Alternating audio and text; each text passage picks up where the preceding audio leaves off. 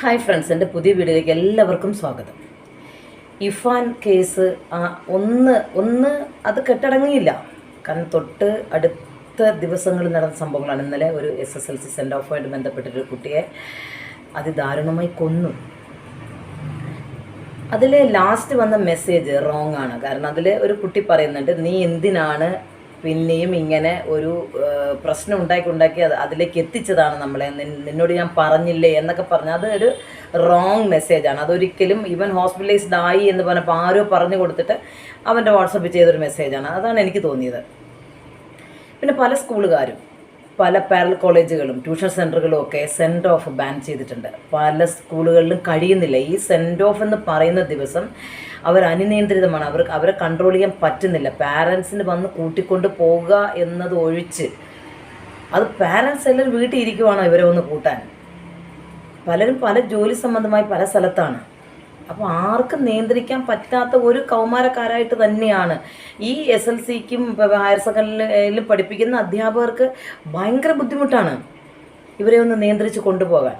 എങ്ങനെ നിയന്ത്രിക്കുമെന്നോ അറിയില്ല, അവർ എങ്ങനെ വയലൻ്റ് ആകുമെന്നോ അറിയില്ല, അവർ എന്താണ് എന്ന് മനസ്സിലാക്കാൻ പറ്റുന്നില്ല. മുമ്പത്തെ പോലെ അല്ല. മുമ്പ് അധ്യാപകരോട് ബഹുമാനം ഉണ്ടായിരുന്നു, മുതിർന്നവരോട് ബഹുമാനം ഉണ്ടായിരുന്നു.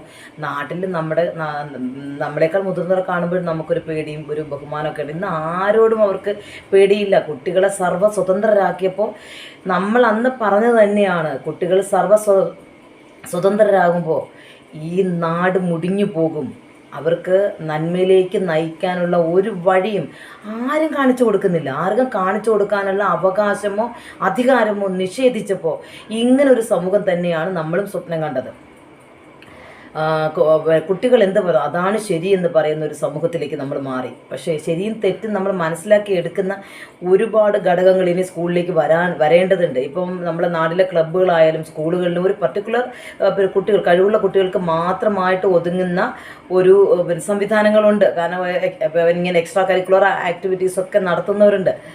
അതിൽ കുട്ടികൾ കുറേയൊക്കെ മെയിൻറ്റെയിൻ ആയി പോകുന്നുണ്ട്. പക്ഷേ അതിനേക്കാൾ വലിയൊരു ആപത്ത് ഇനിയും വരാനിരിക്കുന്നു.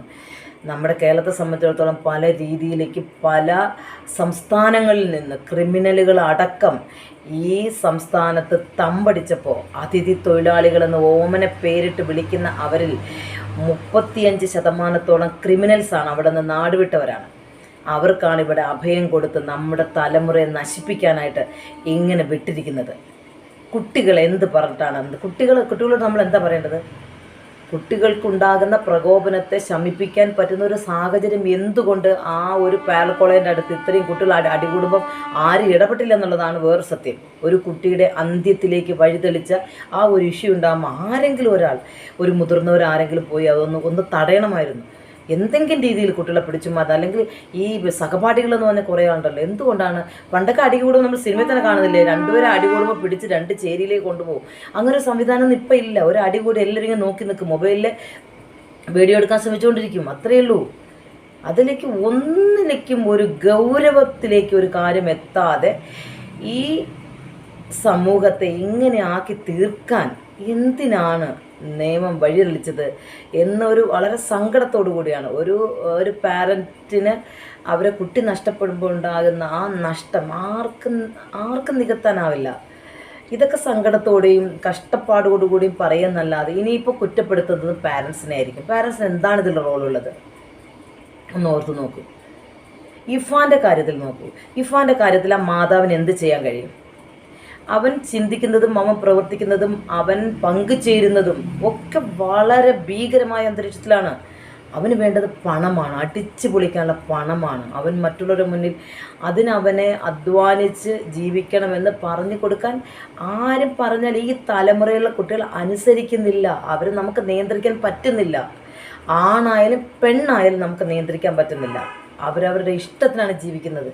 ദയവ് ചെയ്ത് പാരൻസിനെ അതിലേക്ക് വലിച്ചിടുകയേ ചെയ്യരുത്. പാരൻസിൻ്റെ കൺട്രോളിൽ അതിനൊക്കെ പുറത്താണ് അവരുടെ ചിന്താഗതിയും പ്രവർത്തനമൊക്കെ. നിങ്ങളൊന്ന് വൈകുന്നേരങ്ങളിൽ നിങ്ങൾ ബസ് സ്റ്റാൻഡിൽ വന്ന് നിന്നാൽ മതി നമ്മുടെ കുട്ടികൾ എന്താണെന്ന് മനസ്സിലാക്കാൻ. പലപ്പോഴും ഞെട്ടിപ്പോയിട്ടുണ്ട്. അത്രയും ഗേൾസും ബോയ്സും മിങ്കിൾ ചെയ്ത് 5 മണി 5:30 6 മണി വരെ അവർ ബസ് സ്റ്റാൻഡിൻ്റെ തൂണുകളിലും ബെഞ്ചുകളിലും അവർ കാണിക്കുന്ന വൃത്തികേട് ഒരാളും ചോദ്യം ചെയ്യുന്നില്ലെന്നാണ്.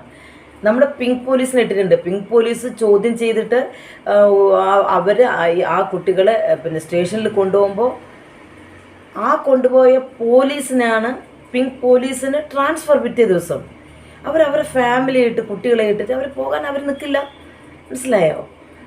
അപ്പോൾ നിയമപാലകർക്ക് പോലും ഇന്ന് ഇവിടെ സ്വതന്ത്രമായി ജോലി ചെയ്യാൻ പറ്റുന്നില്ല.